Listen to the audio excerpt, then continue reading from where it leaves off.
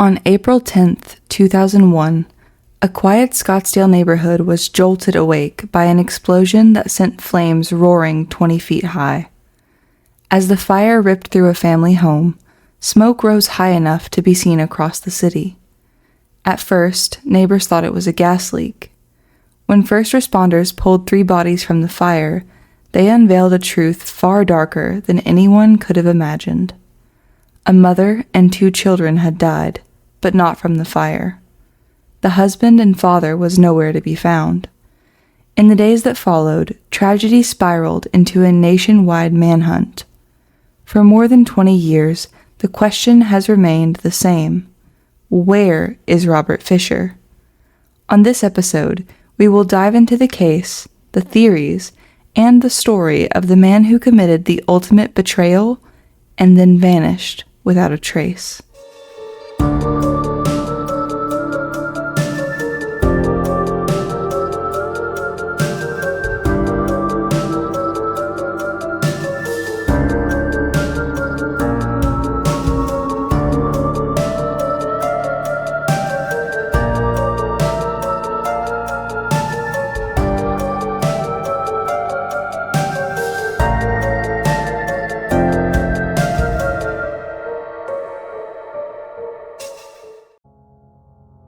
Robert William Fisher was once a husband, father, and to the outside world, a church-going family man. But behind closed doors, he was controlling, cruel, and increasingly unstable. In April of 2001, the Fisher family home exploded in what initially appeared to be a gas leak. Yet, when investigators took a closer look, they found that Mary, Brittney, and Bobby had been murdered. There were clear signs of arson, and Robert Fisher was in the wind. For more than 2 decades, the case has haunted Arizona and the nation. Despite being placed on FBI's top 10 most wanted list, Robert Fisher has managed to evade discovery ever since. Where did he go, and why did he do what he did? Today, we'll dig into these questions and the answers that still escape us.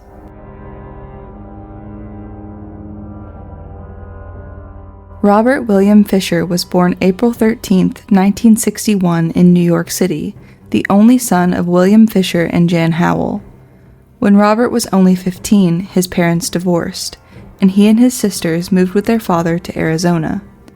The family home being broken left a lasting impact on Robert, and friends later said he never truly recovered from it.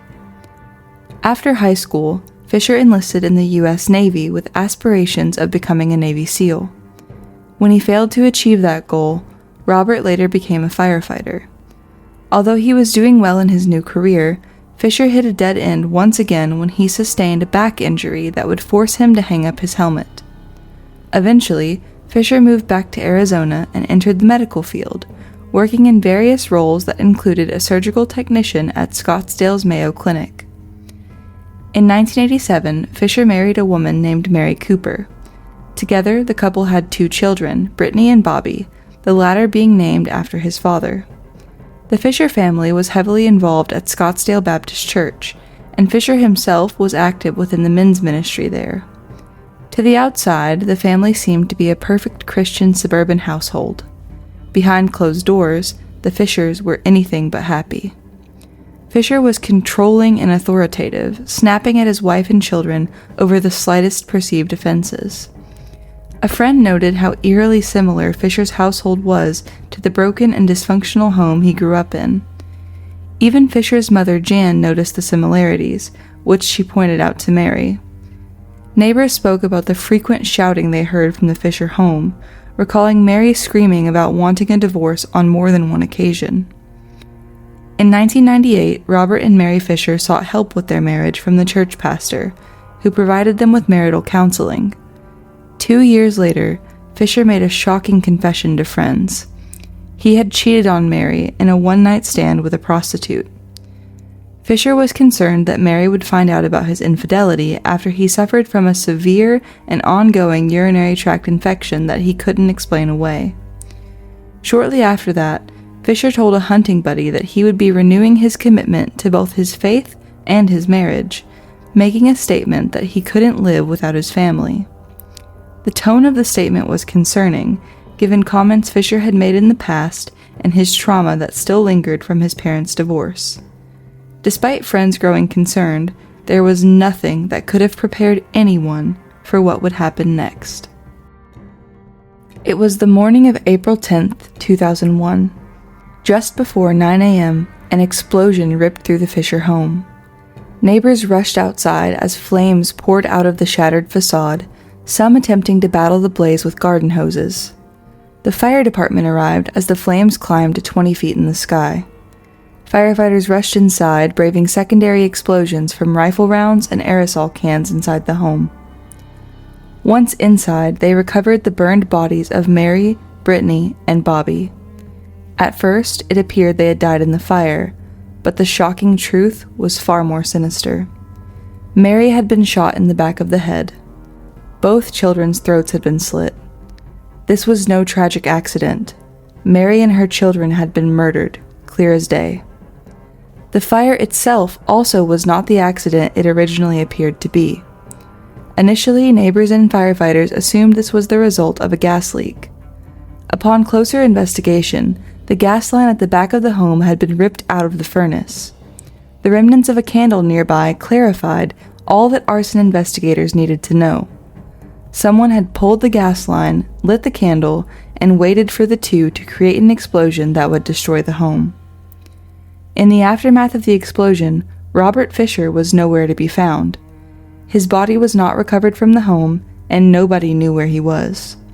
Immediately, investigators turned their suspicion to Fisher, naming him the only person of interest in the case. They knew who they were looking for, but now the challenge was to find him, a challenge that would prove to be impossible. Neighbors were interviewed, and investigators heard reports that there had been a loud argument in the home the night before the fire. Shortly after the argument, which occurred within the hour medical examiners placed Mary and the children's time of death, Fisher was seen on an ATM camera. He withdrew $280 from the ATM, and the video footage showed Mary's car in the background. Police initially believed Fisher had fled the area immediately after the murders, giving him around a 10-hour head start.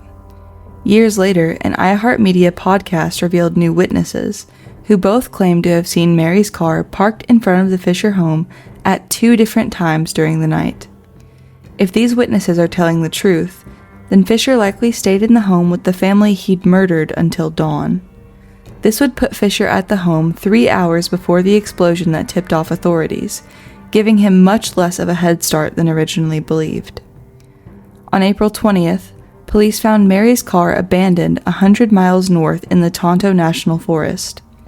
Fisher was nowhere to be seen, but the baseball cap he'd been wearing in the ATM video was inside the car. The family's dog, Blue, was cowering underneath the car, alive but starving and terrified. Police searched the nearby woods and even inside of a nearby cave, to no avail.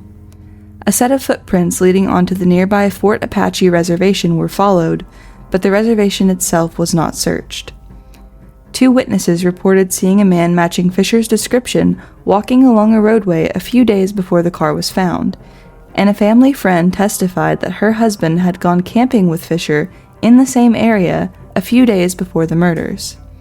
The woman and her husband believe Fisher may have used this trip to scout the area. By July, Fisher was charged with 3 counts of murder and 1 count of arson. In 2002, Fisher earned a place on the FBI's top 10 most wanted list. A $100,000 reward was offered up for any information that would lead to Fisher's capture. Over the years, hundreds of tips have come in, but none have led to Fisher. Sightings of Fisher have been reported far and wide, from Arizona to Guatemala.